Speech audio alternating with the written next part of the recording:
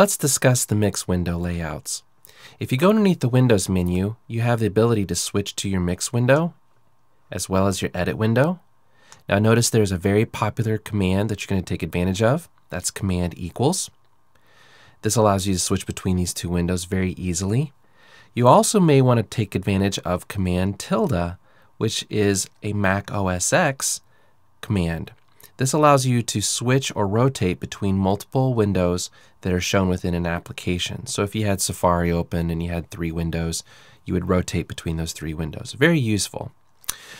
Now, let's talk about the 3 main areas of the mix window. You have what's our tracks list, and this works very much like our tracks list in the edit window. So you can hold the option key to click and add or take away. You can also select with the command or option select to add or take away all the track selections. By the way, this can be done very easily by option clicking here and clicking and then hold the command key down to add or take away from the list. You're going to want to be able to get very comfortable at selecting or deselecting tracks, because we're going to get into later concepts of being able to apply processes to only selected tracks. So get very comfortable with that. And another view is the groups list. We're going to discuss this further later on in the course. Now in this area we call this the channel strip area. In order to add to this particular view, we can go into our view menu and we can go into mix window views and add these elements or take them away. You can do the exact same thing by clicking in this track view area as well and choosing what elements. So let's go ahead and add our insert, and let's add sends, and maybe want to add comments as well.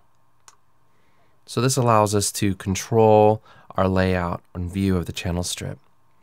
If you go underneath the view menu, you can also choose narrow mix. If you have a large Pro Tools session, you're dealing with 50, 60, 100 tracks possibly, then you might find yourself taking advantage of the narrow mix view. Otherwise, you notice that things get stripped away from the track and you don't have full access and control. So I don't recommend necessarily working with this.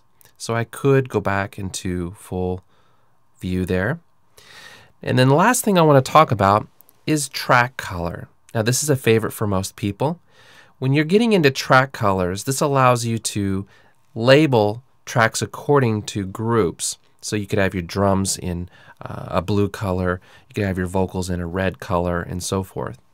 To do that, all we have to do is double click on this little color palette that shows up. Now if you do not see this color palette in your views, remember that you have to click in here and add the track color.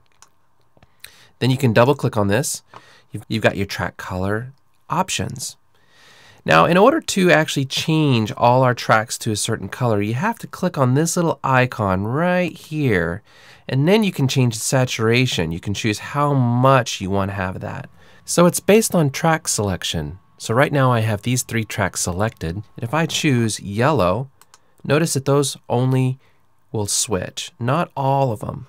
So if I hold down the option key and select all the tracks, for example, and I can click on red and make them all go to red.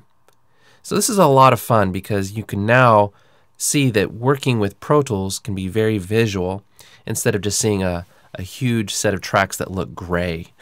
So this can be a huge advantage for you. So take advantage of that. But you do have to click on this little icon right here in order to enable or disable that track color. All right, have fun.